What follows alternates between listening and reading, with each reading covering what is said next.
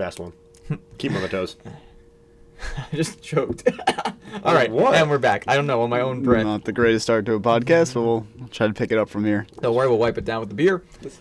Wipe it down. Wash it down. Wash it down. Okay, ladies and gentlemen, we're off to a hot We're going to wash it down with the beer. That's what I meant to say, boys and girls. Okay, Eat and the can. that was our bad. All right, this is a rough start. Our bad, you're bad. We're going to circle this back here. And Not the circle back crap. let's get this back to where we need to be. Hear enough of that shit during the week. I don't need to hear about it. We're going to talk about the Premier League. Here we go. Game week 24 to be exact. Yeah. My guys are back. Game week, match week, whatever you want to call it. Doesn't matter. Sure. Oh, okay. Any Liverpool fans that are listening, you might want to just mute the next couple minutes because your team is in fucking shambles. If you're a Leicester fan, though, just Turn it up a little bit. Turn it up. Yeah, just rate that one up. Big game to start the week. We talked about how excited we were to watch this one on our last episode, and it lived up to the hype. It gave us something to talk about, that's for sure. Yeah. The first half a little quiet, chances, but nothing too crazy. Mm-hmm. Then the second half, everything just went to shit. Yeah, last Liverpool. 30 minutes with the game was just fun. That was great. Yeah. Great If you, like I said, this is one of those games where if you're not a Premier League fan and you happen to stumble across like the end of this game, you're like, oh shit, this is kind of cool. Yeah, I mean, between these two teams, it kind of went how you'd expect a little bit. You know, Liverpool controlled more of the possession. They had more time on the ball. They were creating more things in the attacking third, but not a lot of crazy, clear-cut chances. But they do finally break through, 20-something minutes, 22 minutes into the first half, 67th minute. One of the coolest assists we've had probably all season. Yeah. The Firmino assist. Yeah, he kind of, as on his left foot, he kind of to his side, pulls it back, and just lays it off like a back heel pass. Back heel, yeah. Beautiful. Salah, who had like one step. It's like he really ran onto it. He just took one step and just kind of, finessed one into the side netting, and there was nothing. Salah from that angle, though, he's not going to miss that. No, never. But there's some questions there to be asked about Leicester's defense, though. I mean, yes, it's a great move for the assist by Firmino, but if Salah's anywhere near the 18, you expect there to be somebody shoulder to shoulder with him, and there just wasn't. He just had so much time. It was like the change of direction of the play, I think, kind of threw. All the Leicester players were just running and then cut back, goal. Yeah, which is an issue, too, with Schmeichel, because he's following the play to his left. Right. And that play happens, tough. gets shot back to his right. He's never going to get there. How much longer do you think he has? Schmeichel? Yeah. Was he like 36? Yeah, but I feel like goalies can play up into their late 30s, like 39, 40. I mean, how old was Czech? Like 100? Yeah. When he played for Arsenal? 38. No, 97, maybe. I think he was just shy of 100. I don't even know who they have like in their club that could take over for him, or who they even go get. I think Schmeichel has like the most starts in a row for that team, or something like that. I think he's pretty much a pretty surefire person between the pipes every time they play. So that was a random question, but that was a good question. I mean, I didn't realize he was that old, to be honest with you. Yeah, I didn't. I think he's like 36. Let's get a quick age check. We'll just On vamp it. here while we're looking it up. No, we're not He going is- back to the whole vamp shit. Oh, he's 34, so he still has some time. Yeah. All right, so he's got 3 or 4 decent He's years. good. Yeah, he's probably. got some time left. I thought he was older. But luckily for him, that was the only one He lets that by. beat him.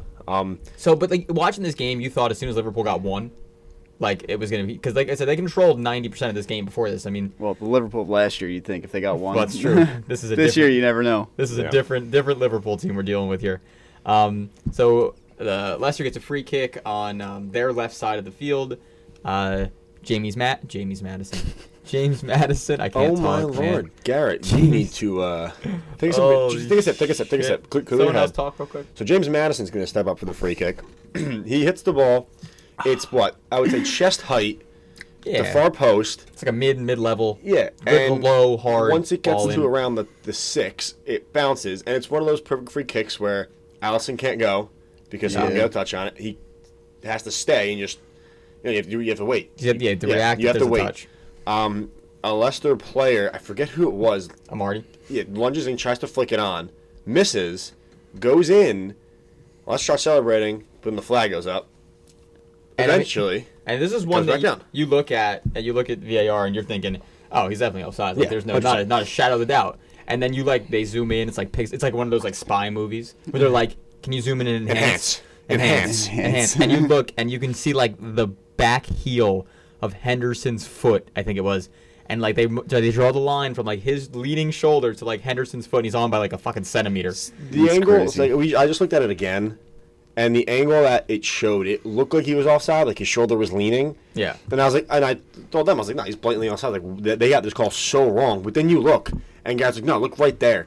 And yeah, you could see like there's like a foot. within like 2-inch gap, you could see a toe, and you're like, wow, okay, I got the call right. This is the one thing I don't understand. Like, if you're VAR, or the people that run VAR, the whole system, give people we have the fucking technology to give people an even line shot, because I think the angle that they give us for everything and like give the viewers for everything makes for more controversy, because by the eye it always looks wrong, like different compared to what they're looking at with the lines. Like, just give us the down the line shot. Like, you'll be able to tell a lot of the time than giving us like a weird angled look. It just doesn't make any sense to me. Yeah, I mean, we have the technology. You should be able. You should have a camera there, right? At least somewhere. Yeah, at least in like the upper like Premier League levels. Like, I mean, I'm not saying every league should have this, but I don't know.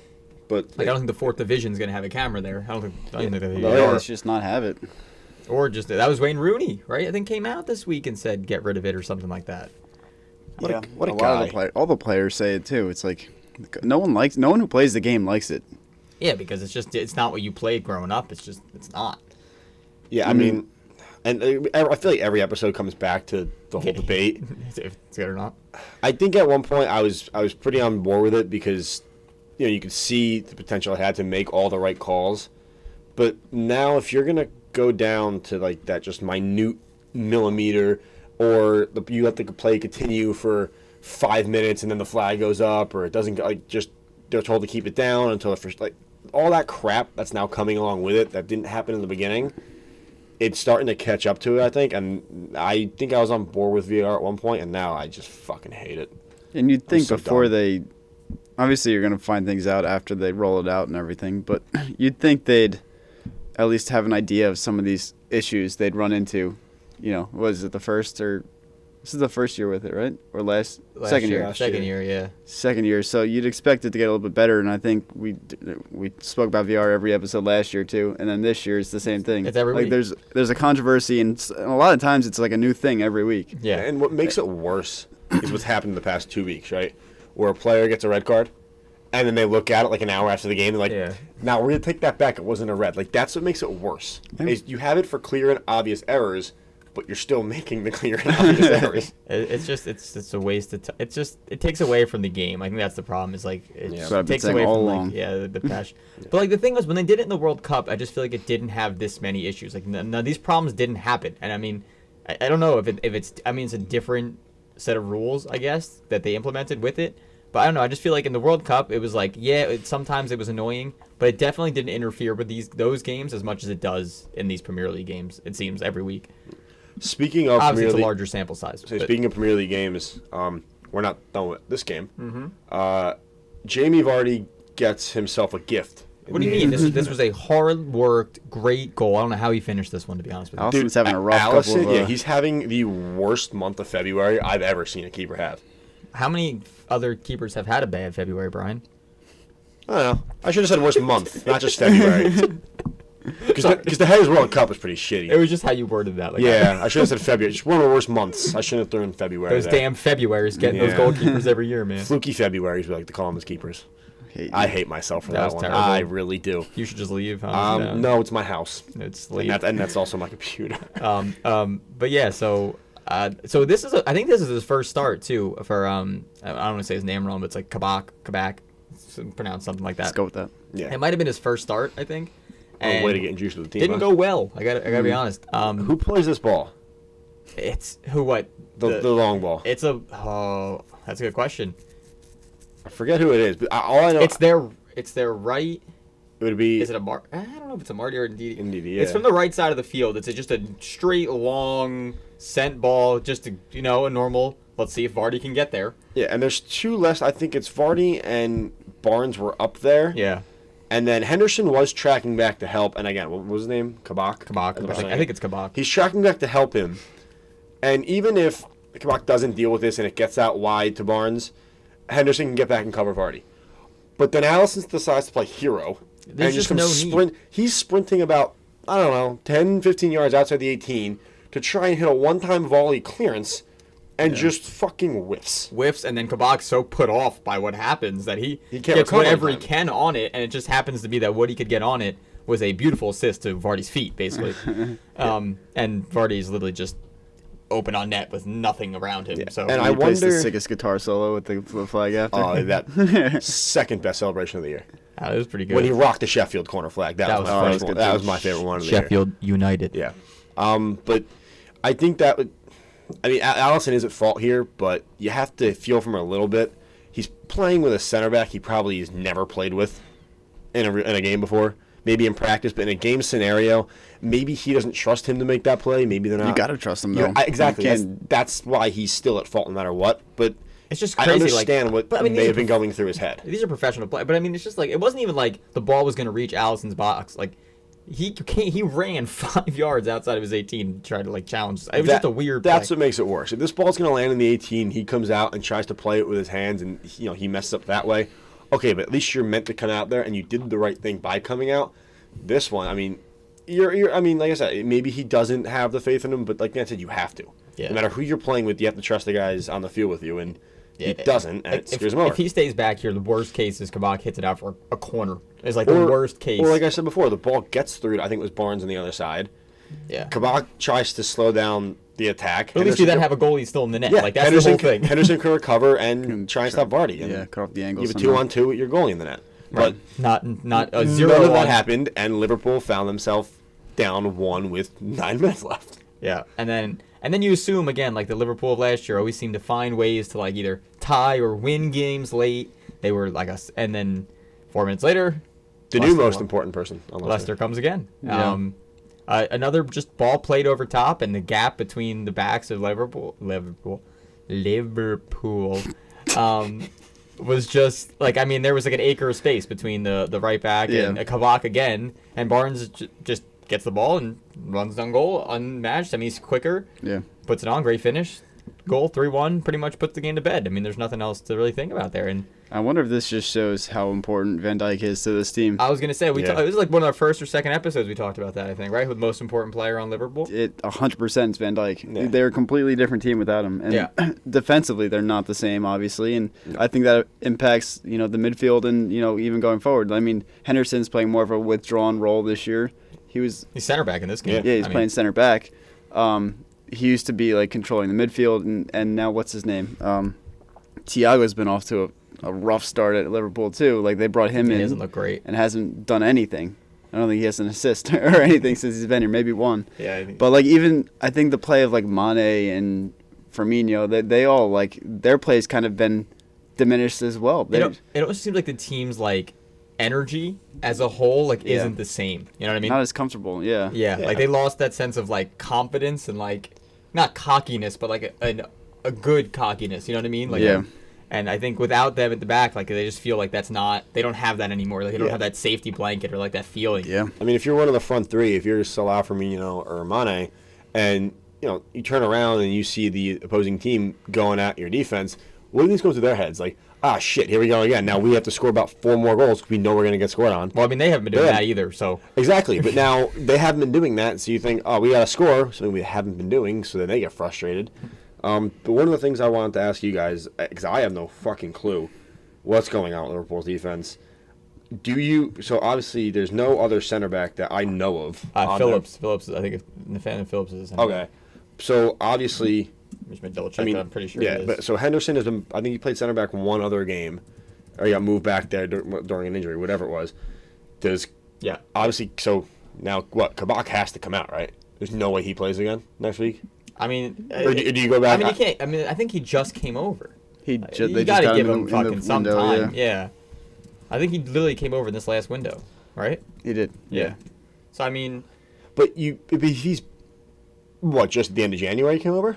In the January transfer like window. he, Oh, he okay. just got here. Because I was gonna say if he's been there for a month or so, if he's been there for a little bit and he hasn't been starting during this center back injury crisis they have, No, it was. They brought him in because of the because crisis. of the Okay, crisis. well, yeah. off to a pretty bad start. They're still in the midst of a crisis. I mean, if I'm guessing, I think if I'm Klopp here, I'm not. But Oh, you're not? I still think I think you still start Kabak. You pair him With who? with Phillips, and just you have to move Henderson back to the midfield because Well, you're just not the same team. Well, I think Milner comes out in what, the 16th minute, 17th minute? I think he got forced out due to injury. Yeah, he did. That's where Thiago came in. So maybe you put Henderson there now? Because Henderson and Milner, they're not. I mean, they're both that workhorse player that will get back and defend, and Thiago just I don't think is. So I don't know. You look at this lineup, and besides the outside backs, and then guess the front three. I mean, the front three and the outside backs. And I mean, when all of them played, he just didn't. But I mean, like you can make an argument that the other there's 5 right there. The other 6 players are, and like who you could put anyone else there at this point in time. Yeah, I mean Jones is a pretty good player. He's young still. Jones is good. Yeah, he'll be a good player for them. I mean, I don't know if he would be starting if everyone's healthy every game, but I mean, he's a good player. Is this the game where Klopp had the interview afterwards? Was that this one? What did he say? Where they pretty much asked him like, are you guys still in the title race? And he was just like, no. Oh, he laughed. No, he's like, unfortunately not. He laughed. He laughed. I thought he was like more emotional. Like he was like. It was like upsetting. Almost like crying.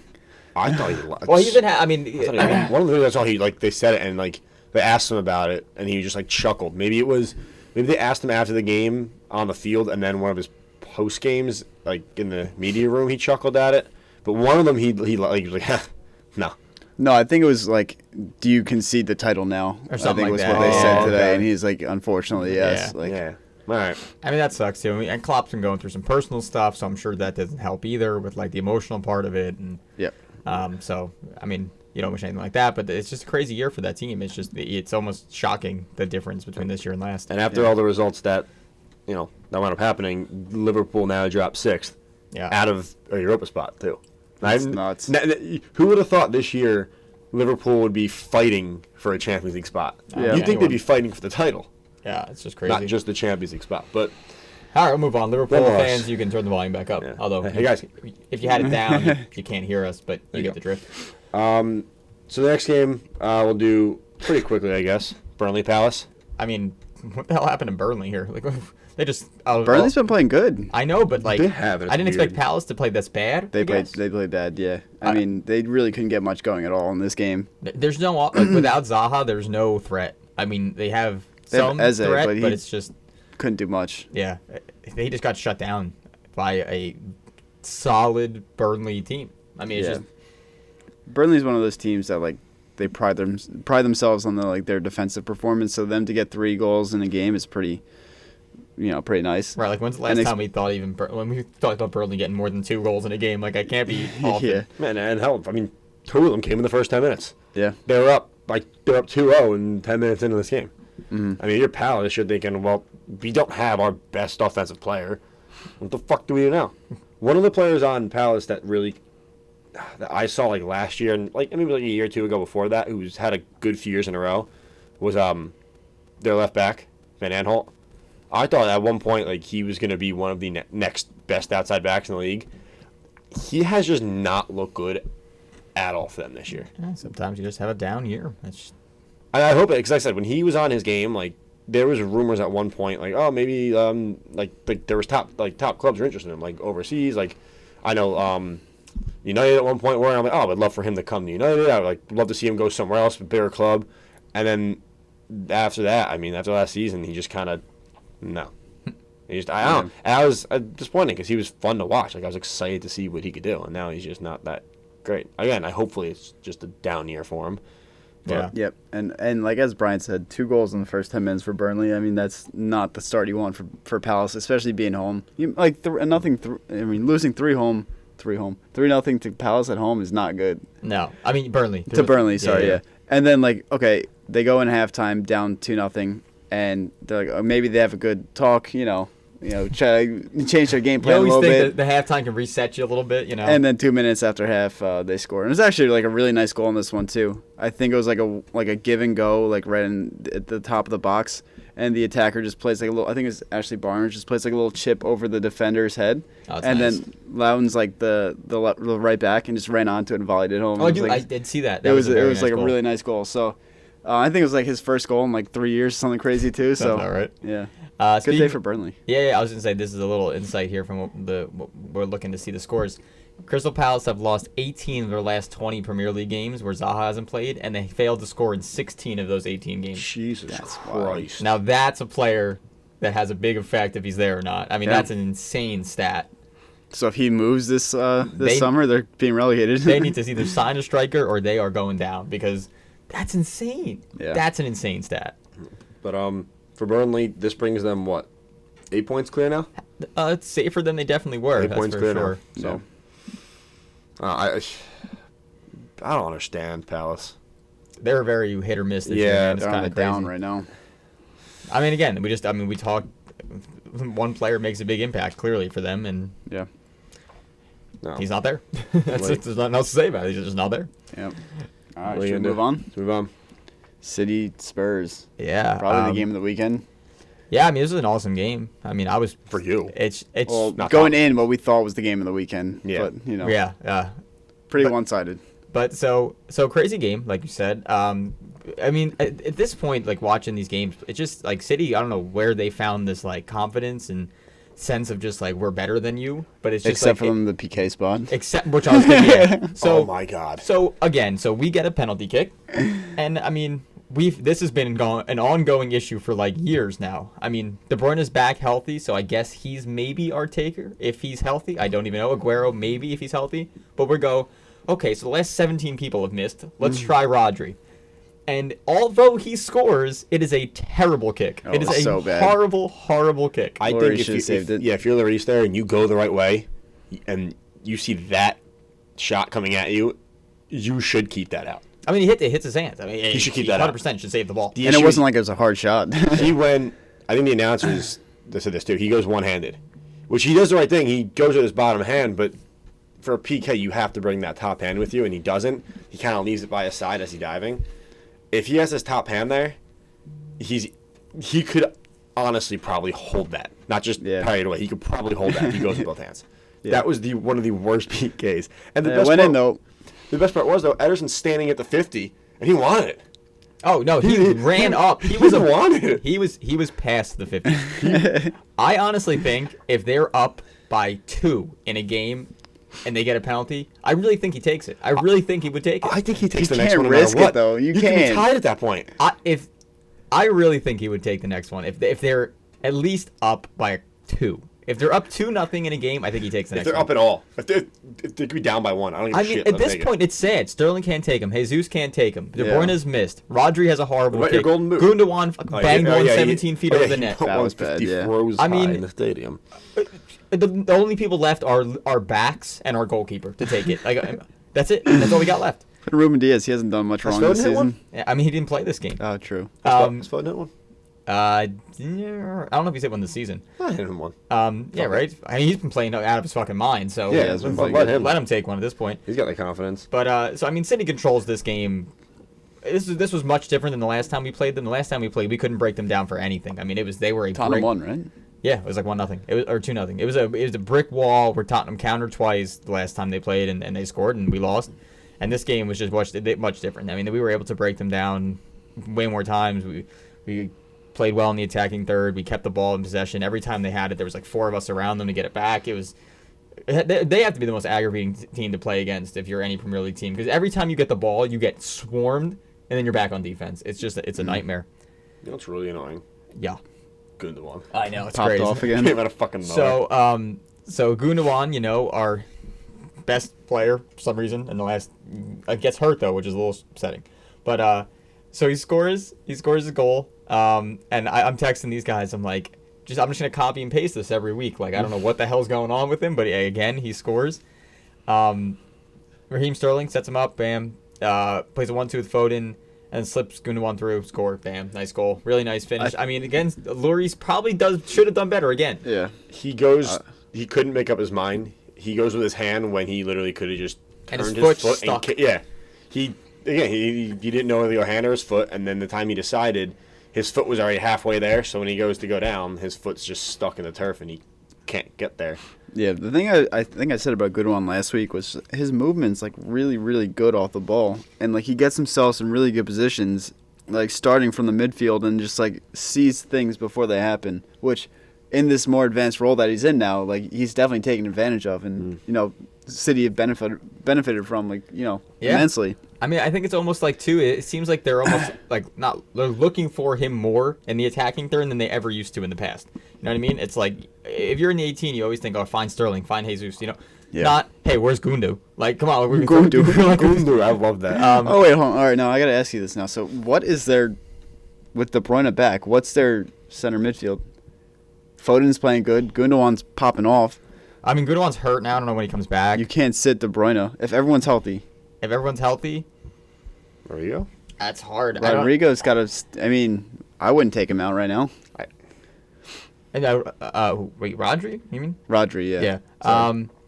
He pretty much plays every game, even when everyone's healthy. I mean, you don't take him out. Gundogan stays in. I mean, even though Bernardo's has been playing well, he's probably the casualty at this point. But he's playing more wide. Or you do what they did the one game where De Bruyne plays a higher role and you don't play a striker. I wonder if they'll do that. Because, I mean, Jesus really hasn't been... The striker is Gundogan at this point. He's not even playing a striker. I mean, Jesus is playing, but he's not really done... I mean, he hasn't played up to the level of everyone else, I think, around him. Like, I think Sterling and Foden have both performed better. Gundogan clearly is going out of his fucking mind. And Silva's even played better lately. So, if there's a move to make, I think that's the one. You play De Bruyne high, and you just play like that. I think that's what I would do. No. And then if Aguero comes back, I don't know. Shit, it's the fucking fan. I got no idea. But we'll get cross that bridge when we get there. The other thing I want to mention in this game was his third goal or his second goal, the third City goal was my favorite because Ederson gets the ball and he looks up. And you see Gundogan point and start taking off. And the best thing, like he has the right idea where he goes across. The last defender. The flat run. Yeah, he makes the flat run, and then as soon as there's contact, he takes off. And Ederson plays the most perfect ball. Yeah. So it kind of falls to Gundogan, and it's a one-on-one. I don't know who he's with, but he absolutely puts him on fucking ice skates and sits his ass down. And then he just passes it into the back of the net. And Ederson I think both center backs don't go up and, join the celebration. They turn around and sprint right back to Ederson. Yeah. They're jumping on him. He got his assist. Yeah, he's happy as shit. I think the announcer was saying, he could have had a goal and an assist in this one because he took the PK. And then at one point, I think he passed the ball right to Son. And a clean sheet. Yeah, he passed the ball to Son at one point. Yeah. I think Son missed it or whatever. And the announcer goes, he could have had a goal and 2 assists if that one went in. That was fucking funny. But, that, just seeing a goalie get an assist just makes me happy. I just love it. But, I mean, and the ball was perfect. And then Gundogan just, bitches Sanchez to the ground. Like that, the picture of the ball going in the net and Sanchez's face just laying on the turf is just funny. All he does, I never really thought of Gundogan as someone for one-on-one in that attacking part of the field to have quick feet where he can just really get by a defender. He doesn't just get by him; he puts him on the ground, which makes it that much better. Gundogan is sneaky good. It's what it is. He's sneaky good. Yeah. But yeah, crazy game, happy game. Spurs didn't look great. 3-0 now. They didn't. And they're playing they're pretty normal. Honestly, lineup, right? You know what the best moment of the game for Spurs was? Bale came on in the 72nd minute and cuts up 3 defenders on top of the box and gets a shot off that I think gets saved. Yeah, he forced Ederson to make a save. But I mean, there was a spurt of old Bale in that little clip right there. Small spurt. Cuts through 3 and shoots and gets a nice shot. But I think Højbjerg had a chance too that Ederson made a nice save on, but. Yeah, I mean I think people downplay Ederson's goalkeeping ability because he makes 1 or 2 saves a game a lot of the time. The line in front of him is fucking solid. Yeah, I mean that's true too. I mean the no Diaz. This is Laporte and Stones instead of Diaz and Stones. No, top suck. Moving on. Brighton Villa. This one was fun. Is that sarcasm? Yeah. Oh, okay. I mean, Martinez popped off for Villa. Oh in this my game. God! This might be one of the best goalkeeper performances I've seen in years. And Brighton, not obviously, but had much of the better chances in this game and probably should have scored. But Martinez kept him out time and time again. It was nuts. This reminded me of. Do you remember was it 2-3 years ago? It was the Man U Arsenal.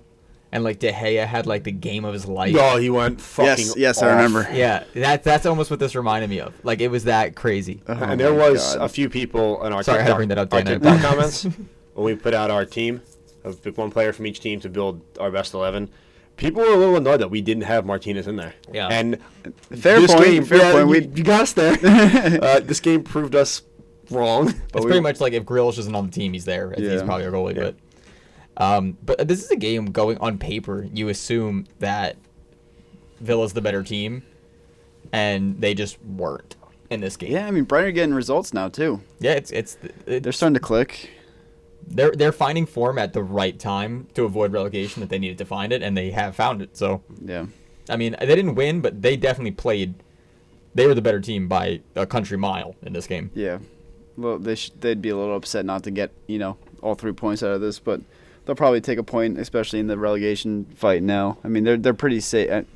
They're a couple points off relegation now, right? They're pretty safe because the bottom 3 are pretty They're far behind. 7. So Brighton's at 26, Fulham's at 19. Okay. Yeah. So And then, even Fulham, they still need, 6 more to catch Newcastle, too. Yeah, so I mean, Brighton is, assuming shit doesn't hit the fan completely, in a good spot to stay up at least. Yeah. But Well done, Martinez. they can build off of this, but like you said, I mean, the big you hate to say it, like the big detail to come out of this game wasn't how good Brighton played. It was that Martinez had the game of his life. Yeah. I mean, he had fingertips off the post, reaction saves from point blank. Like, it was insane. It was almost like. I can't believe he just sat at Arsenal for years, and I didn't get to watch him play. Like, this man is the best goalie in the keeper probably of the team, like of the season right now. Yeah. And literally sat on a bench for years. And I think I said to you, we were playing Czech way out of his prime for 3 years too many. And maybe he was good for the first year, but this guy's just sitting on the bench doing nothing. Yeah. Why not throw him in? And clearly he was pretty good. Pretty good. Now your goalie just runs out of the 18 and punches the ball. That was so funny. I'm still going to back Leno. I still think he's Leno's still a great goalie. Oh, he still is, but I just think it's funny. Yeah. And he's younger, I think, than Martinez, obviously. So I don't think so. Really? I think they're close. Are they? Shit. Martinez is. I thought Martinez was like early 30s. 27. Yeah? Oh, he's late 20s.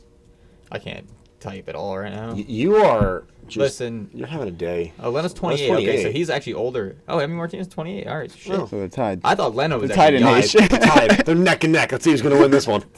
Oh, one of them's already up. So What the fuck are we on? Who was born first? What are we doing here? What are we actually doing here? this is very important. Hold on. Leno was born March 4th, 1992. Martinez is born March 4th. September 2nd, 1992. So Leno's was winning. Leno's a little bit younger. No, Leno's older. Older. Oh, shit. Leno's going to be 29. Good man. I mean, Martinez is 6'4". Yeah, he's Damn, he fucking doesn't huge, man. Christ. He He's doesn't look huge. that tall when Yeah, he's he on is. net. Jesus. That's crazy. All right, well, damn, he's playing the wrong type of ball here, I guess. Well, the more you guys know here, huh? Jesus. All right, okay. No, Leno's 6'3". I mean, all goalkeepers are tall, really. I wasn't. I'm still out there. You're tall enough. Yeah, I guess. All right, next game. Yeah, all right. We are just rolling through, and we are right on topic, as always, talking about heights and birthdays. Here we go, baby. Heights and We'll birthdays. do, At least it's not trains this time. Not yet. We didn't get to the Everton game. I'm just kidding. Wolves 2. Southampton 1. What's going on with Southampton? They are in the worst run of form. What possible. is They're- happening yeah. to them? We had high hopes for them too, Yeah, and they were playing good in the beginning of the season. And even in this game, I think when Ings gets the first goal, I'm like, okay, they're gonna get back on track. And boy, was I fucking wrong. Yeah, they did not. Well, let's talk about the goal first because it was sick. That really nice Yeah. goal. I forget who it was. Someone in Southampton's midfield plays the ball to Stuart Armstrong, and he just makes a run in, beats the defender on the left hand side, kind of does a little stutter step, waits a second, plays the ball in. It's like probably knee level. Danny Ings just runs onto it and just volleys it, So nice. right inside the box. It was sick. Such a nice finish. And he's good for some kind of goals like that. He's he'll pull a nice sick finish out of his ass like that every now and then. I mean, he's a good striker. Yeah. There's no doubting it. I mean, he's a great striker. By the way, back to last week's conversation where JWP is the best free kick taker. Literally, the only other comment we really got in that video to argue with us was Messi. Yeah. That's the only other person someone really brought up. That's a pretty good fucking argument to be in. I'm just saying. Yeah. If that's the only person you're getting compared to in any type of category, you're still doing all right. I still think I would give the edge to Ward-Prowse, in my opinion. On free kicks, clearly. That's what we're talking No, you're about not here. just talking about I player thought you meant in standpoint. general. Just but Ward-Prowse the GOAT. JWP, the go to free kicks. So halftime comes, and Southampton's got a lead. They're feeling good about themselves. They're hoping to not have lost 6 in a row. I think this would make it, or 5 in a row. And Wolves, who has struggled to score, pretty much all season since Jimenez went out, gets a pen. That's harsh but right, I think. Unfortunate but right. Yeah, Bertrand's just turning his back to try to block the ball, and his hands hands away from his body, and it clearly strikes his hand. So the refs called it a pen, and Ruben Neves puts it away. It's been a tough few weeks if you're a Southampton defender. Yeah, it's just if you're Southampton anything. Yeah, red defender. Red cards, PKs. It's just been tough for them right now. Yeah. And then Neto scores a game winner for Wolves. For some reason, I can't remember this goal. Me either. He finished with a sublime strike, didn't he? I'm reading the fucking comments. I don't remember this goal. Yeah, I don't know why. Left-footed. It says left-footed curler. I guess he cut around Vestager. I don't know. It's cool. I don't remember this goal. We watch every game, of course, but for some reason I don't remember this goal. Yeah. So we are sorry, Neto. I don't remember how you scored. But you guys won. Other players having a great season. Yeah. He was. How old is Neto? He's young as shit, isn't he? He's young, and he's got a bright future. I think a big club will come for him eventually. Yeah. He was one that again got thrown at us a lot for young player of the year. Yeah. Nods. So we see it. He's 20. Holy shit. He'll be 21 March 9th. That's insane. March 9th, he'll be 21. Damn. Okay. So he has a bright future ahead of him. Good for him. Or he could be a one-hit wonder and suck, but I'm assuming that's not going to be the case for him. I hope it's not. Always the positives here on Premier League and Pints. All right, we good with that game? No. Fun fact on the Pints, we found out that Wicked Hazy Beer is the old... Sam 76. Dan did not know that. It was nuts. I didn't. So... Yeah. Thanks for telling me, Brian. I appreciate that. We got to make sure we stick to our Pints part of our, got to throw in some beer facts in there. What are you drinking? Good old Bud Light? Good Bud Light. Bud Light in a Jets glass. U.S. football Jets glass. We're skipping over the next one, right? No. I really don't. I'm not even gonna say anything. I'm just gonna let Brian talk. So Well, guys, let's you put a can timer on it because this just could run mute. for like 30 minutes. I'm just gonna say, guys, great start from United here. 2 minutes in, we get scored on. So no. Lindelof got elbow to the face, Oh wait, no, I gotta talk. Hold on. and they just say nothing. I forgot about this. Lindelof got bitched. You mean to say? Oh my god. Here's my only argument. Brian's like, I slowed it down to slow mo, and he hit his head one time before He had his forearm and his hand on Lindelof's face before he even made contact with the ball. Garrett's only going to argue because it's against United. Any other team, he's going to say it shouldn't have been a goal. It's just not saying a that foul. right now. Well, he shouldn't have had his face there. I will guarantee you, anywhere else in the field, they call foul. I don't think so. It's got reviewed. It's a goal that got reviewed and looked at, and they still called it. I call bullshit. I called stop being a bitch, Lindelof, and man up. God, I hope this happens to John Stones. And you better say the same thing. Tell John Stones to stop being a bitch. If it's a similar situation, yeah, I will. Can't fucking wait. Anyway, Man U's, it's the woes of any ball flighted into the box. Defensively, they just can't deal with it. Because it got pitched. It's a great header when he does make contact. Nothing De Gea could do. I think De Gea actually played really well in this game. He had a few really good saves. But United do score. Bruno's goal was fucking nuts. Very nice. Ball comes in from the left side. I forget who plays it in. I forget, then I have to be close to the microphone when I talk. He plays the ball in, and he's, I don't know, just right around the PK spot, and it's just a side volley, the side netting. It's a good finish. Very nice goal. That's back-to-back games for him where he's had 2 nice goals. But United as a team, yes, they had majority of the possession. They just didn't look. I think they had a couple more chances, but they just didn't look threatening. There was no urgency when they got the ball to Bruno or to one of their forwards. There was no urgency. There was no threat going forward. They honestly looked like, we're United. We're going to come out. We're going to win this game. And when they decided to turn it on, which was like the last 3 minutes, it's too late. Yep. I mean, it looked like a game they were just going to coast through. And even Solskjaer after the game said, yeah, we just didn't want the game. It was pretty much like we thought we had it. We just went out there just to run around. Like, we just didn't want to be there. Pretty much handing City the title at this point. Yeah, they are. And now... This is a huge week for City's title hopes here. After the results, now Leicester are in third, but they're tied on United at 46 points for second right now. So, and I'd argue Leicester's playing better at this point in time, agree. too. Yeah. Man U... in their last 4 games have one win? Because it was Arsenal was a tie, last week was a tie, and this one's a tie, and they just had that win against Southampton, which at this point, honestly, isn't that impressive because Southampton looked like shit. And they were red carded in the second minute of the game. So, it's going to be a tough week for United. I think they play tomorrow in the Europa League, and then they're back again in the Premier League on Sunday. So, and they're playing Real Sociedad in the Europa League, who are actually pretty fucking good. Yeah, they're pretty decent. So, you play like this, that's not what you need going into a tournament game and then back in the league game. I was happy with the way they're playing for a little bit, and now I'm back to just being worried. Like, I'd rather you guys go down 1 or 2-0 every game and then fight and somehow pull up the win than acting like, we got it, like there's just no urgency and they just didn't want to be there. And again, this is a team that's, at this point looking like they're going to be relegated. Not Fulham. Sheffield. They lost to Sheffield a couple weeks ago. Like, United. Do they come into these games and just, like, to your point, get like too complacent and think like, oh, it's just they're bottom of the table, we got this. And if so, that's not a good mindset to have, and they need to fix that. These are games, title contenders. You don't lose. I mean, you may have one fluke that you lose, like whatever, but you don't tie and then lose to the two bottom teams in the league. You just can't do that. You're not going to contend with games like that. There's no way. And I think the thing is, like, they need Lindelof gone, not just because that he wasn't the first man of the ball. He just hasn't had a good season. They were mentioning apparently Ramos is heavily linked to United now because he's gone at the end of the year. That would be crazy, but okay, whatever. Is there a connection there that makes it make any sense, or is he used to play for United?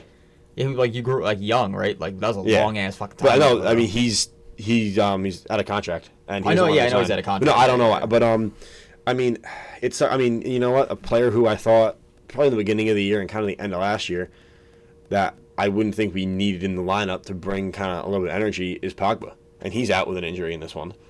So. Yeah. I mean, I never thought I'd actually miss him. And then Martial again. I didn't. This year and last year. And then, can we bring up, I think we have a TikTok where Brian just bashes Pogba for 40 seconds. I'm just going to clip that on top of what he's saying right now. Yeah, but I never thought, sorry, Pogba, I never thought I would need you. You ever seen, the video of, on ESPN, Stephen A. Smith argues with himself? Oh, that's fun. About the same topic. I think we could do that with Brian. But he's gonna say this now, and then, he's gonna be like, he brings the team energy, and then the other side he's gonna be like, he has no energy on the field. And I think one of our TikToks we did. I think that was in a TikTok where we did our most underwhelming 11. He was in that, but we did one way early in the season. But he was in that. Another menu player was in that was Martial at League Pints on TikTok, and I got some shit for that.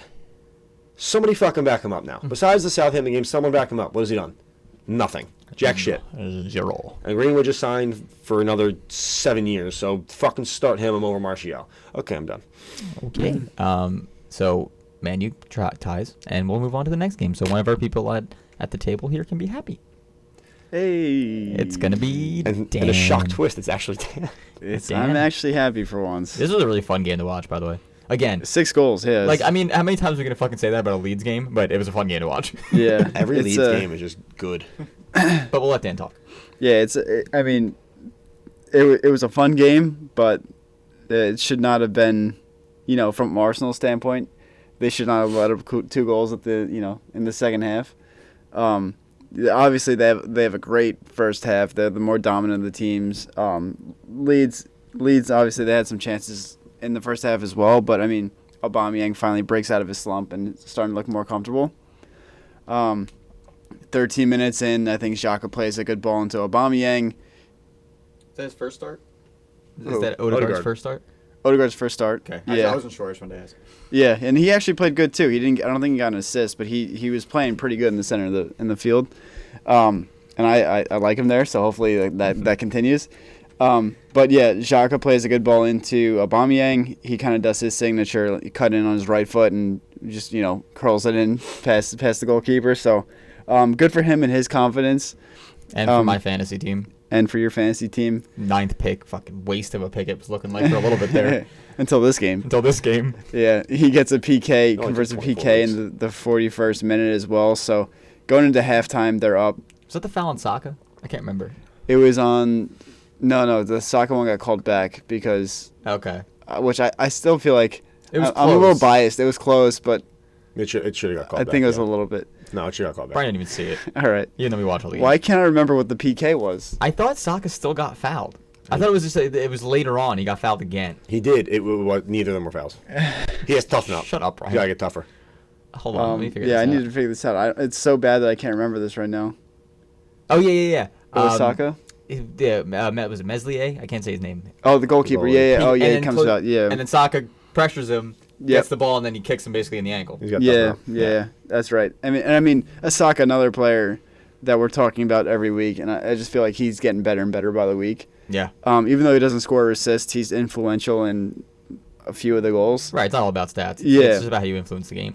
But like even his just pressuring the goalkeeper there and forcing the error and forcing the PK is it's a high IQ play for such a young player. So he gets fouled. Aubameyang steps up, converts the PK. Good PK too.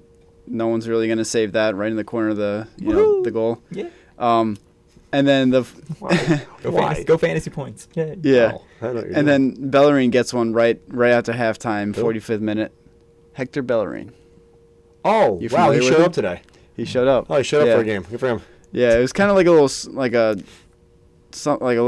like scruff around the box. I think Ceballos has it and kind of like plays it back out to Bellerin. The ball somehow bounces out to Bellerin. He has a really tight angle and plays it in past the keeper, but good finish. And then 2 minutes later, Aubameyang comes back and gets it, completes his hat trick. So a great start to the game for Arsenal. I don't think you can ask for much better. Honestly. No, I mean you're up 4-0, and then Leeds come down, get one off a header in the 58th minute. I think it might have been a corner kick, but strike or however you pronounce it. He just Center back just rose above all and just no one even covered him. yeah he was just. I forget what it was. Maybe it was Luis. Maybe it was someone else. It Just says did not cover. Saka lost track and then he out jumped Luis. To Yeah. the ball, sounds like. Yeah, it's like wide open header. So I'm like, oh, okay. Well, there goes the clean sheet. And then 11 minutes later, they get another one, and it's 4-2. All of a sudden, it's 4-2 with 20 minutes left. I'm like, are you fucking kidding me? And every Arsenal Did fan you is genuinely thinking at the this same point thing. think, here we fucking go again, we're not Yes, going to this game? I I think I did. I think everyone Okay. did. Right. I was like, would not have been surprised if they tied this game. 100%. At that point, there's 20 minutes left still. I'm thinking that. 20, yeah. Like if there's a team to come back from 4-0 down, it's Leeds. Leeds this year. Yeah. I mean, they're a scary team regardless of the scoreline, and it wasn't like they kept Arsenal on the back foot for a good 20-30 minute spell here where they were just attack. Yeah. But props to the manager too, whose name Bielsa, because he made 2 subs at halftime, Costa being one of them, and he comes in and makes an impact, and that could have changed the whole. It did change the entire foundation of the game because Arsenal kind of played more conservative after that. They're kind of like, okay, we just let up 2 goals, we need to chill and make sure we hold on to this win, but all in all, comfortable win. I'm happy with it. I'm happy they got. Was this game? Yeah, it was this game, right? Where Aubameyang, I thought he was gonna score a fucking banger, and he rocks the crossbar. Yeah. Or was that this game? Yeah. I was watching that play. I was like, oh my god. Almost his 4th. Yeah. Tell me he's gonna get 4, and he Yeah. bombs the crossbar. I'm like, damn, that would have been such a nice goal. Yeah, I know what you're talking about. I think it was a ball in from either Odegaard or Saka too. But yeah, he should have. I was like, damn. Scored that. But yeah, I mean, I won't go on much longer. But that was a good win for Arsenal. They're still in 10th or 11th. So I think they're in 10th.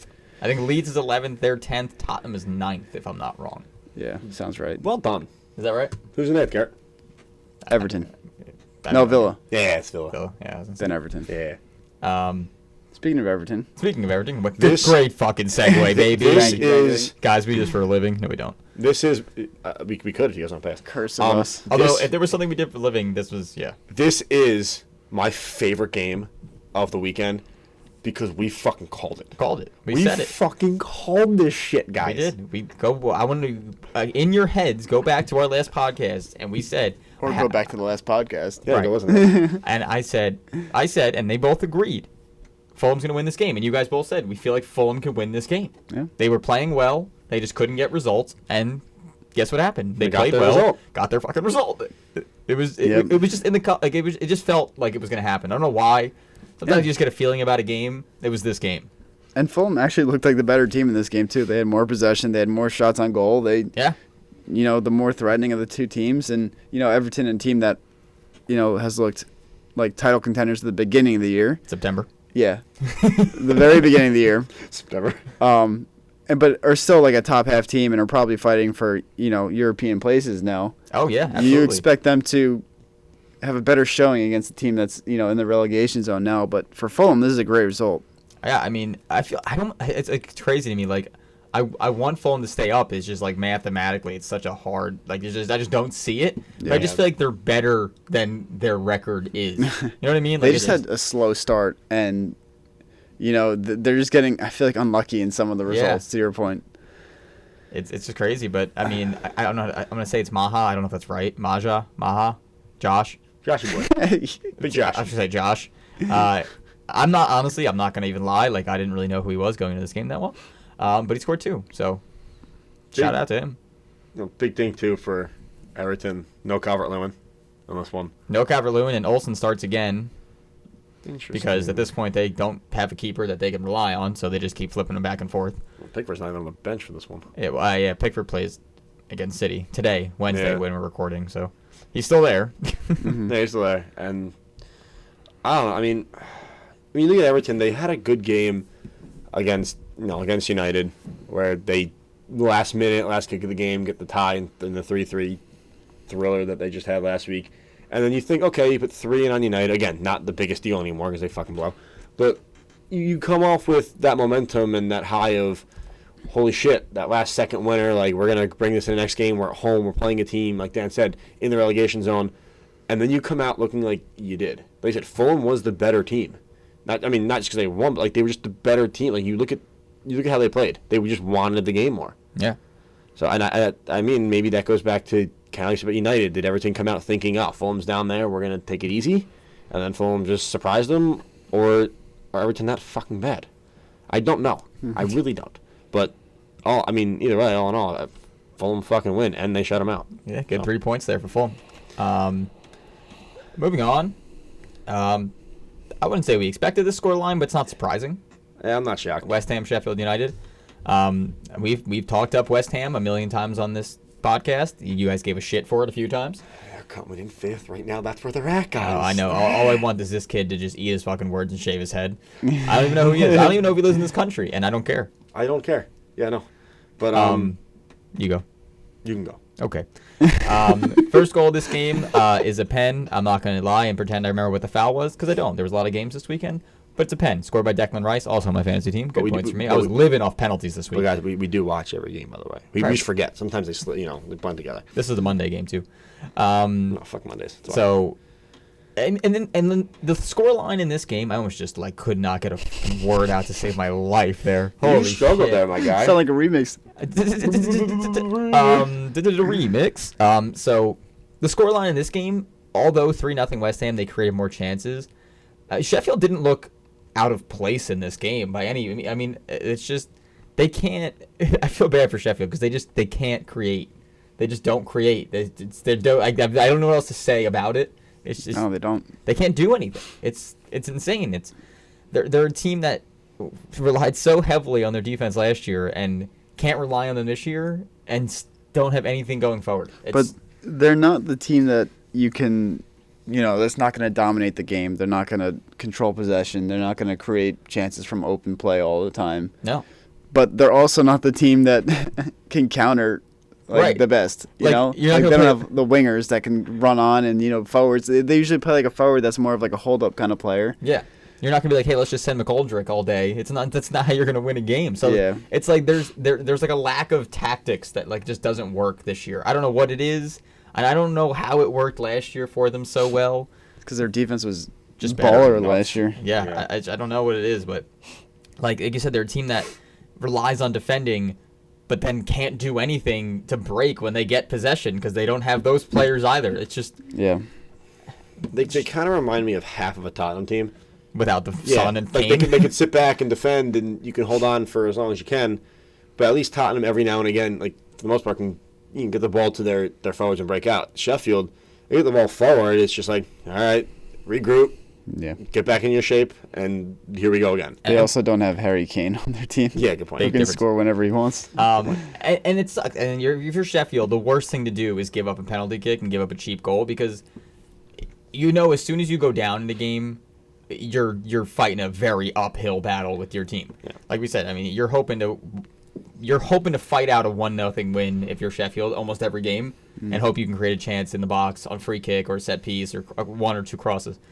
You give up a penalty kick, you're down 1-0. That forces you to attack. That forces you to have to actually put players forward, and that's just not what you're built to do. It's not your play. The worst part about the timing of those penalties, it's 4 minutes before halftime. Yeah, it's so you're Sheffield, you're bottom of the table. You're going into halftime, ideally tie game against a team who's 5th in the league, and you're feeling like, okay, feeling good. Maybe West Ham starts to get frustrated. They win a whole half without scoring. Maybe we get 1 or 2 chances. If we clinical enough, you put them away, and then we continue to defend. But you get that, you concede right before the break, and that's just demoralizing going into the dressing room. Yeah, and they get 15 minutes later, or 15 minutes after half, 16 minutes after half. Yeah, the second one, and then just to really kick them while they're down, they score one in the 96th minute. Just like a real extra kick in the crotch while they're already, laying down. Well, the first thing was probably they were down 2-0, and they were hoping for 1 minute of extra time. And they're just like, nah, we're just going to be bad and shit on. Fuck you guys. So, good result for West Ham. They're, like we said, they're sitting in 5th. Fourth at the time of that game, too, before Chelsea played. So they're going to they're putting up results, and we're going to keep talking them up if they do, because they deserve it. Dude, I think we were literally talking about them going down this year. Like, at the beginning of the year. 100%. Like, they're a team in shambles. They're a team whose, management doesn't give a shit.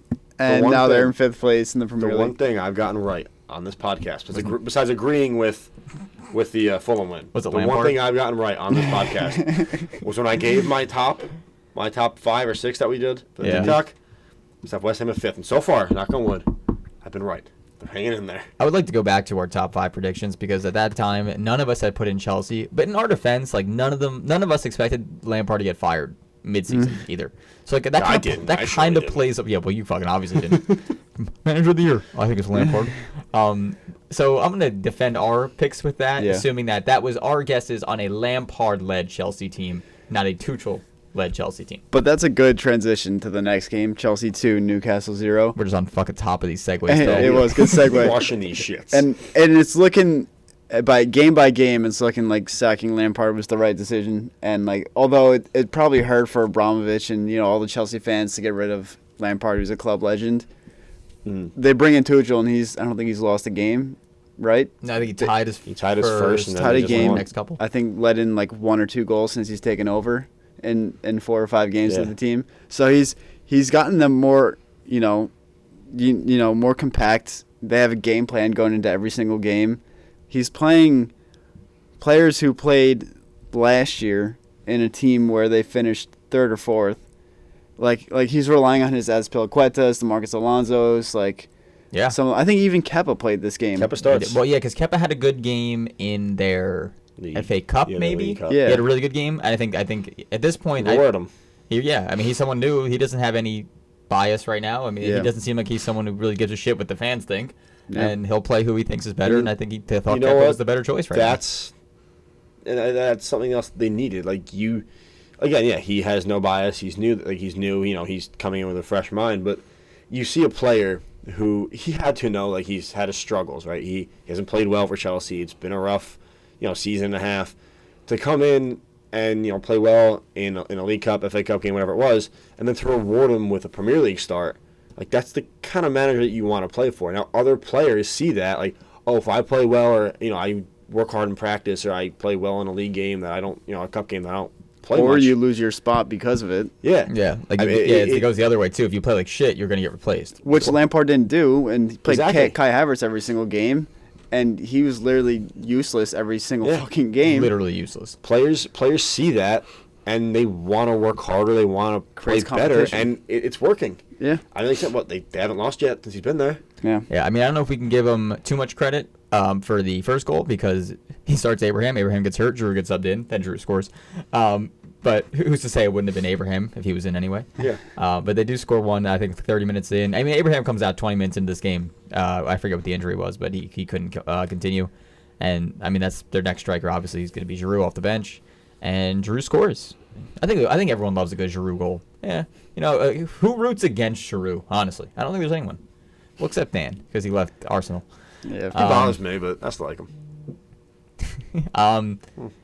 The second goal in this game was the shock for me. Listen, Tuchel's a fucking miracle worker if he can have Werner start scoring goals. I don't know what else to say, because after watching him almost dribble and trip over his own 2 feet halfway through the season, this is almost a miracle that he scored. When I actually saw him put the ball into the opposing team's net, I thought the world was just going to explode.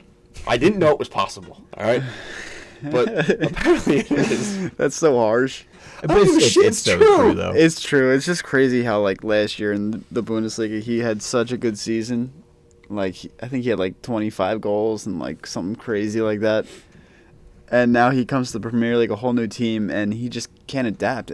Like, I feel like for a while I kind of thought, like, players going to a new league, I was like, oh, it's just bullshit. It's still soccer. Like, yeah, I know things are going to be different, but I think it actually is, like, a real thing. There's different styles of play where you go. 100%. There's 100% different styles. And we've seen players go both ways. Players from, like, La Liga go to the Premier League and don't perform like they should. Yeah. I mean, obviously there have some that made the transfer. I mean, Aguero came from La Liga at some point. Silva came from La Liga. So obviously there's players that can do it. But we've seen, like, players like Coutinho, takes time. Right, move to La Liga from EPL. And Coutinho, who at the time of the move was maybe regarded as one of the top players in the league, struggled to find form in a different style. It's just, it also depends on the team too. Like, teams play different styles. Leagues, like you said, leagues play different styles. It's not a just one for one switch. It's not. And there are players that can do that, I'm sure, and like turn it on easy. And there's other players that you say are going to take time. Yeah, and I think even Havertz and Werner have come out and said, like, playing in the Premier League is, like, it's so much more physical than what they're used to. And, like, I guess if they're going, like, body to body with some of, like, just coming to mind, like, Burnley's defense, like, you know, Tarkowski or Ben Mee, like, these are big players that, like, no nonsense will fucking hit you around. They're like a brick shit house of a man. Brick shit house. Was that Rob Holding's quote? Yeah. He's going down like that. He's built like a brick shit house. But that's so good. But like, they both come out and said, like, it's so much more physical, and like you can definitely tell it's taken a while for it to adapt. So if Tuchel can, coming from another league, maybe he understands this. Lampard, you know, he's played in the Premier League his whole life, and he's coached in the Premier League, so he's familiar with the style of play there. Maybe it took an outsider perspective to get the best out of these players. I don't know. Yeah, and you can see the change in style. I mean, the possession is such more a priority in the Tuchel tactics than it was in the Lampard. But you can definitely see there's a big difference. Yeah. Look at the last couple of games. It's like 68%, 70%. I think the closest one they have was like 58% against Tottenham. But I mean, a lot of the times it's like 60 to 40 in possession, and you could tell that they're honing in on keeping the ball, keeping in possession. Yeah. The one player though that is struggling on Chelsea right now, we could touch on Newcastle for a second, but the one player on Chelsea that is struggling and isn't getting his time is Pulisic. Yeah, that's you know, true. you see all these players, you know, they're playing with a bit more confidence, they're getting forward, they're stronger on the ball, they're getting more time in games, and Pulisic kind of pulling the reins back a little bit. He's not getting that time. He doesn't look like he's playing with too much confidence right now. So, I mean, from a United States fans' perspective, and all of us, you know, it'd be interesting to see what his role in this team is going going But then, but from a Chelsea perspective, like if you're it's, winning, if you it, don't care. You don't care if it's not broken. What's the if saying? It ain't broke, don't fix if it. It ain't broke, Right. don't fix it. I mean, like, obviously you got players like Ziyech and Pulisic who are world class players just on the bench right now. But who are they starting over him? Alonso Odoi would be the Mount maybe, but I Mount, mean Mount's been a very integral well. part Mount's to hit this or team. miss. It seems like it's. But like it seems like he's trying to be more compact in the midfield with Jorginho and Kovacic, who like Right. Yeah. Jorginho hasn't seen the field under Lampard this year. I don't think maybe a couple times he scored a couple maybe through PKs. injury or something. Yeah, Like, but like I don't know, it's working. So yeah, they're not gonna. I'll be. They have a good game coming up. I don't. Maybe not. Oh, yeah. Now it's Southampton. I thought they had a better game and missing up someone. But just before we get off this game, I mean, Newcastle, lose again. I mean, this is a team I think in the beginning of the year, I kind of had them middle of the table. I definitely didn't have them fighting to stay up. But right now, I mean, they're not really fighting too hard. I mean, they're still 6 points clear. I mean, But Fulham's been playing well. So Fulham can catch them. I mean, they did lose DeAndre Yedlin, which is a gigantic That is a loss. massive loss. But so that's going to be something if Fulham. Remember when that was like our only thought of European Americans playing? Was Yeah. DeAndre Yedlin playing every other game at like left back for Newcastle? and we thought he was like our best player for a long time too. Yeah. But I'm going Oh, forward. thank God have times have changed. Just looking at Newcastle going forward, it's going to be interesting to see with Fulham kind of playing well right on their asses. So And then we had today's games. The first game, even though it's out of order, it was Burnley Fulham. Two teams in decent form. A fair result, I would say. Pretty even game. Possession was close. Chances created close. I think there's two teams pretty even form. I think out of both of them, I think Fulham is. I think they walk away upset, only getting a point. Because like I said, they've been playing. I think they've been playing a bit better than Burnley have. Burnley's been playing pretty good. I just think I don't know why. I just think Fulham's the better team. So I think maybe and I mean they're fighting for their lives. I mean Burnley's home. I don't know if Fulham's that mad. We keep saying they're home. The home team, the home advantage even a thing this year? I mean, if you have to travel, it is because they played on the weekend and they had to play. I don't think it fucking matters at this point.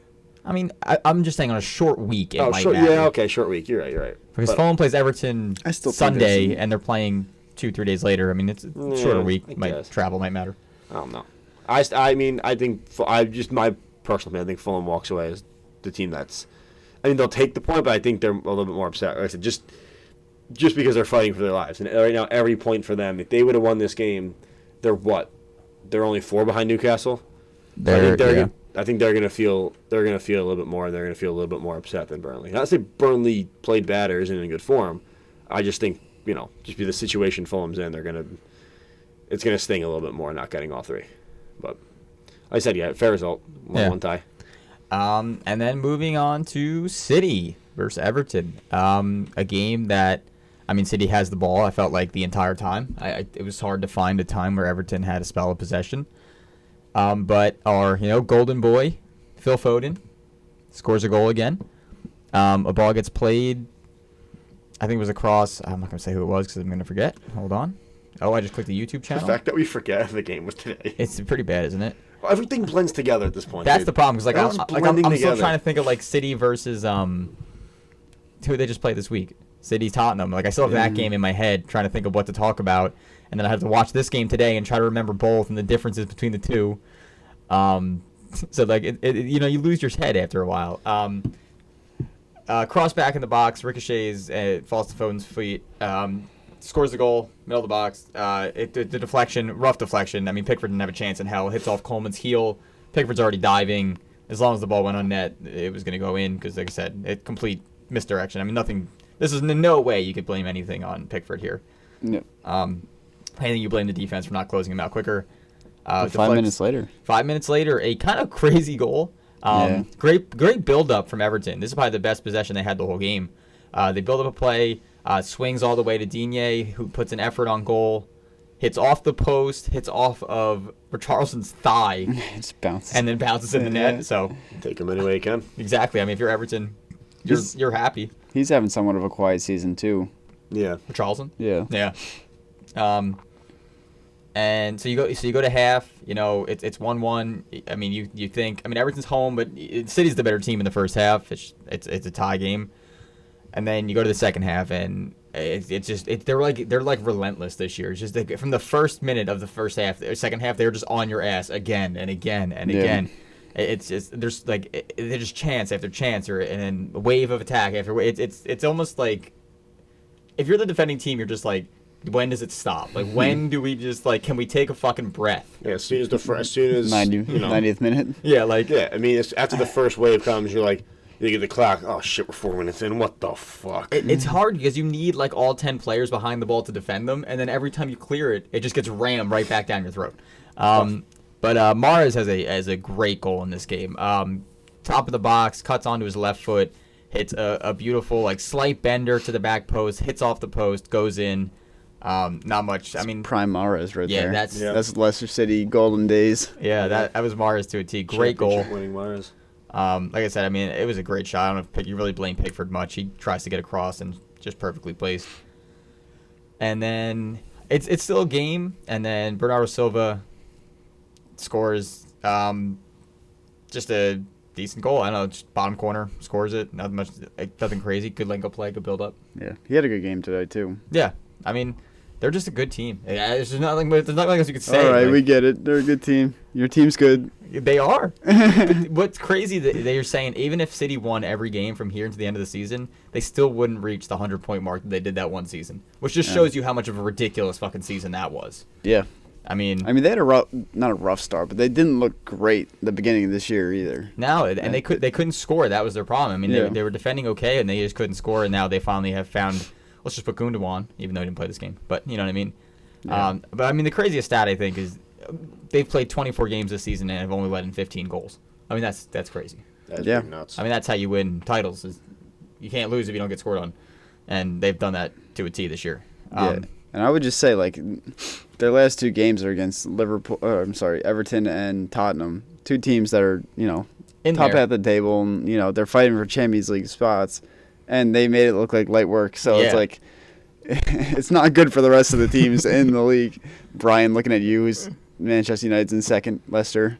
My team doesn't know. We're You guys are fucking temp. I don't hear it. You guys are just chilling right now. Yeah, I don't wanna hear shit. But yeah, like you said, I mean, like you watch them take apart teams that are like you watch Tottenham play a team, you're like, oh wow, they look great, and then you watch City play Tottenham, and you're like, how, like that gap is just it's insane. Or you watch City play Everton, and you're just like, how is it's just kind of crazy. Like it's. And I think we talked so highly about Liverpool last year too. I mean, they were a great team last year, but City, they finished second, right? Still, how far off? It was a decent gap, 14. right? Yeah, Because it they was won like it pretty early.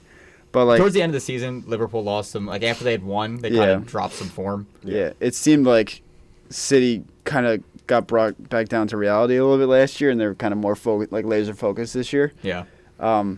Which maybe, the result of last season kind of helped them for this season. Yeah. The fact that they realized, okay, maybe we're not falling behind, but like teams are getting better, and we need to, step it up. And it looks like they have. They've stepped it up again. And it's like almost like mean. Like in this game, they're up 3-1 in the 70-something minute, and like you bring on De Bruyne. Like, like it's like what the fuck? Like if you're the other team, you're thinking you gotta fucking be kidding me right now. Like right? Like this is what we're doing. Like imagine just like that's the depth. It's annoying depth if you're playing against them. I just think we're talking about how a few seasons ago or last season Liverpool just kind of blew everybody out of the water, and then there's the one season that Man City hit the 100-point mark. I mean Liverpool's right behind. I think they had like 98 or something. But I would have, I would have loved to see a healthy Liverpool all year with this Man City team, because that is just screaming for last day drama. The two of these teams going at it. So I mean, for first and second, because we know Man U and Leicester. No, Man U's fucked. But I just feel like at least let's say 3 weeks ago, I really thought this was going to come down to the wire. And now City are just like, nah, you're fucking wrong. This is ours, and no one's gonna catch us. It'll come to the wire, but not for the top. Not for the top. Well, It'll come for it could. next. I mean, a couple of you never know. So a couple Yeah, of you never could know. happen. I mean, Leicester can pick it up because Man U's gonna fall off. We know that. So. But I mean, it's gonna be a fight for Champions League this year. That's gonna be where the last day drama happens. All right. So let's preview next week's games. There are a lot of pretty good games this week. Yeah, there's a lot of like even matched games that I feel like could go either way. Yeah. Who wants to start us off? Let's see. Okay, none of our teams. All right, Brian, go. Wolves and Leeds. Wolves coming off a win. But I don't know. I think this is going to be. I'm going to say Leeds wins. I'm going to go with a 3-2 Leeds win. Bamford in the last minute is going to win it. I don't know why. He didn't score last week, so he's due. All right. Fuck it. I'll go. Okay. You can get Burnley West Brom. Great. Southampton, Chelsea. I think it's the tale of form. Two different forms here. Chelsea's wins in the last 5 in their form. Southampton almost the opposite. So I think Chelsea take care of this business in this game. I'm going to say like 2-0. And based on history, just because we said that, and Southampton horrible form, they'll probably win because that's just how this goes on our episodes. Every time we talk about a team in shit form, they flip it around and fuck us over. Well, and Chelsea's going to dominate the game. Southampton's going to have a 1 shot on goal, 1 goal, and that's what's going to happen. Okay, so Burnley West Brom. West Brom coming off a big tie against Man U. Burnley coming off a tie against Fulham.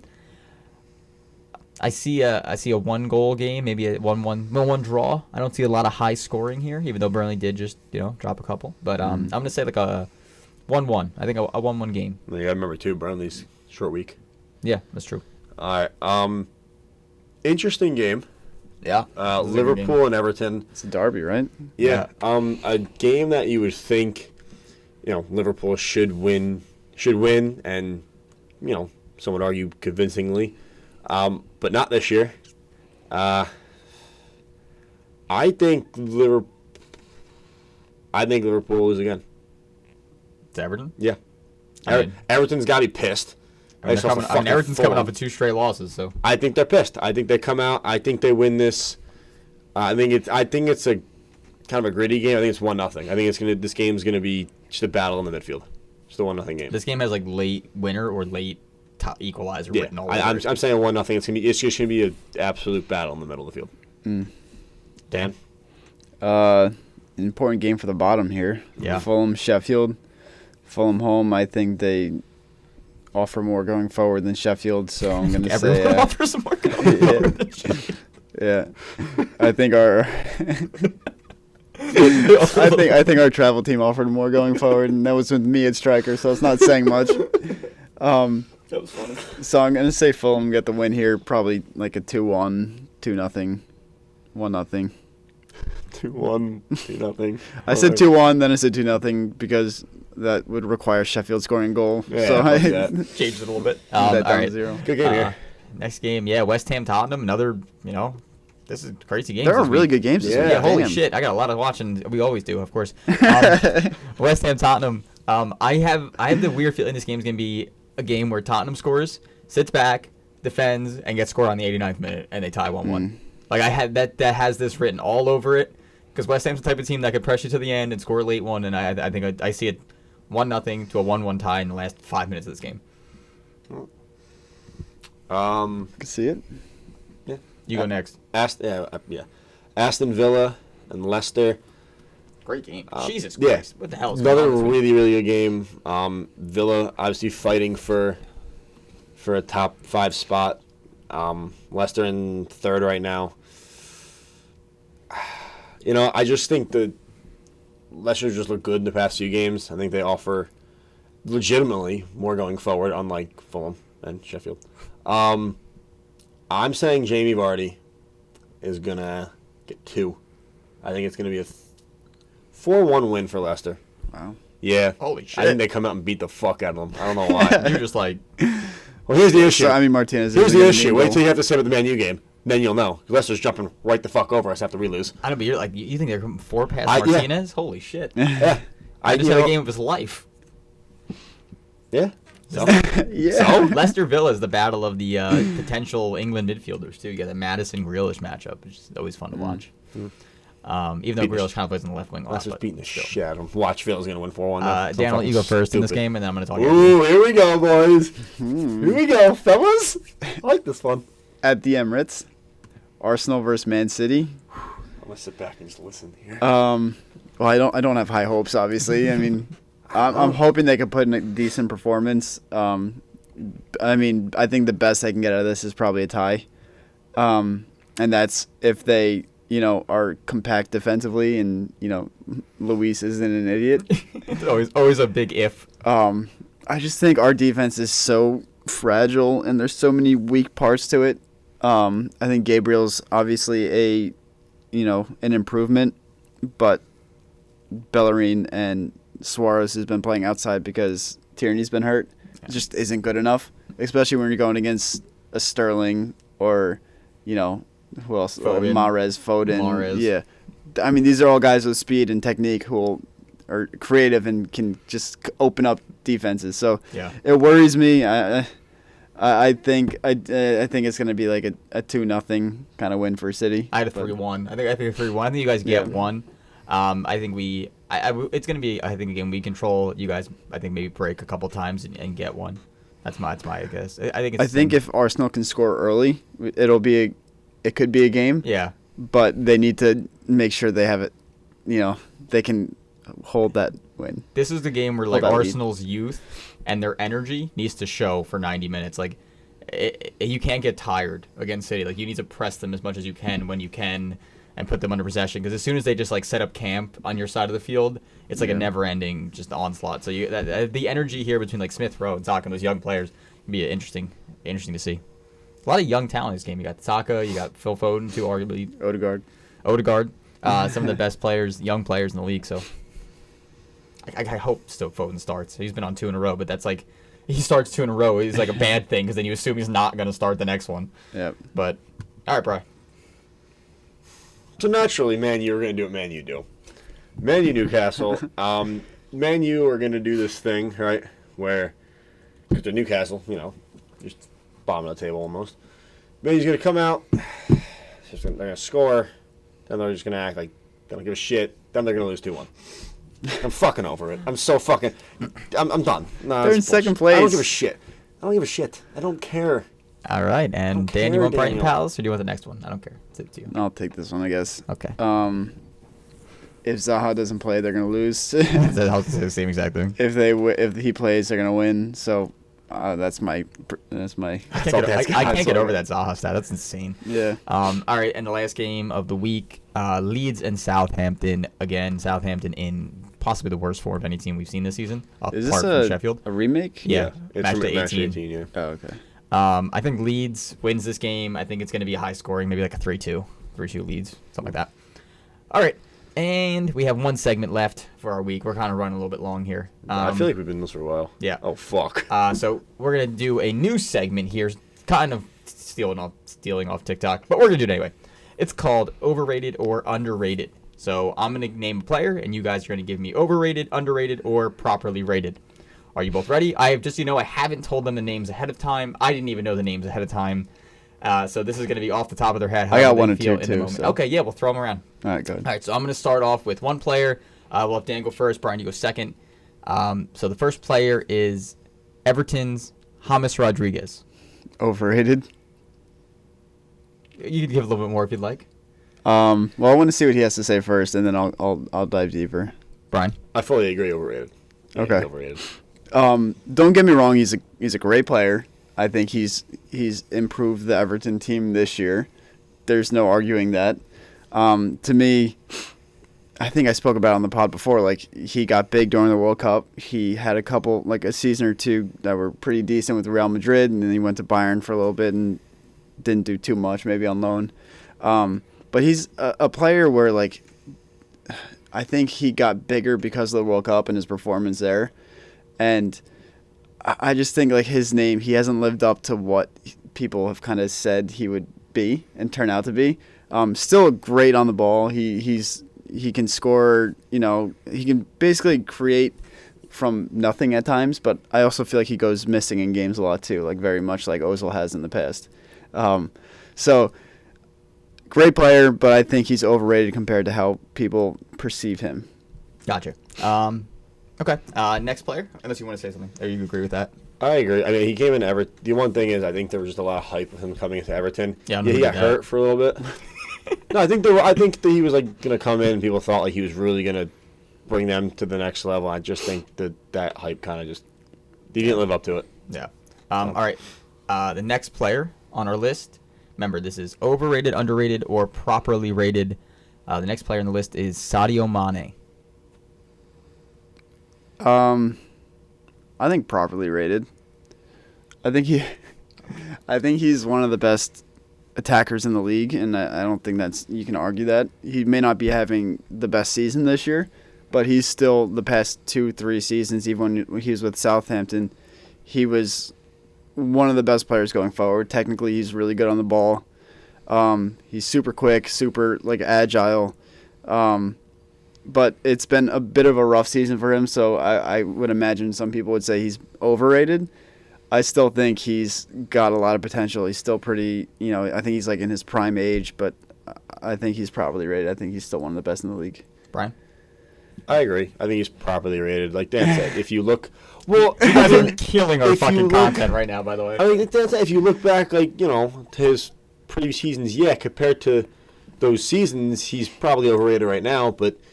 Yeah, he still is one of the most prolific goal scorers in the league. I mean, you can't really argue with it. I think he's probably rated right now. I honestly would have said underrated, as crazy as that sounds right now, but that's me. Right. I just think he gets overshadowed by Salah because he puts more stats up, but I think Mane honestly is as good as Salah, in my opinion. So I would honestly would have said underrated. Who's the last? I wanted to do one more. Let me think. Unless you guys have one to throw out, and I'm going to try to think of the last one. I've been thinking this whole time. I'll throw one out. Okay. Danny Ings. Ooh, got you guys. Underrated. Because I think if he has a better team around him, he could be just as good as any striker in the league, probably. In my opinion. And he's fought through injuries, remember that too. Right. I mean, I really imagine having a De Bruyne feeding Danny Ings. I think he could be just as good as any striker in the league.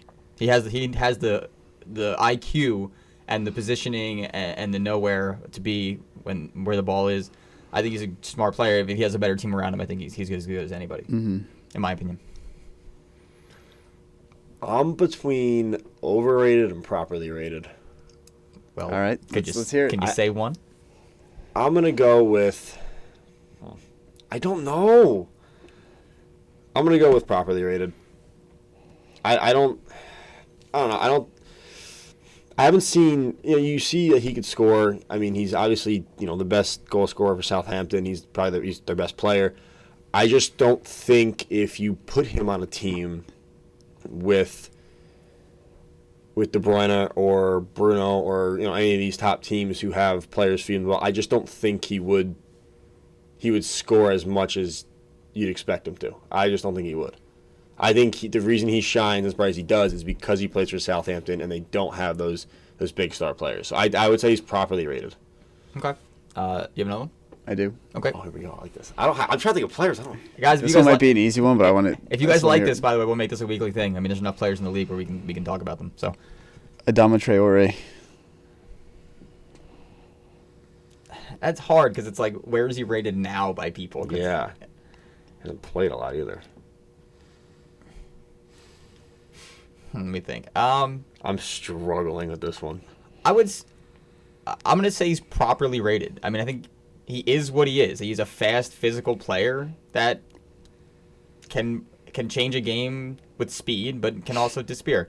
I mean, the thing is, like, watching him play, like, yes, he's great. Like, he looks insane, which is part of the hype. I think that happens because of him.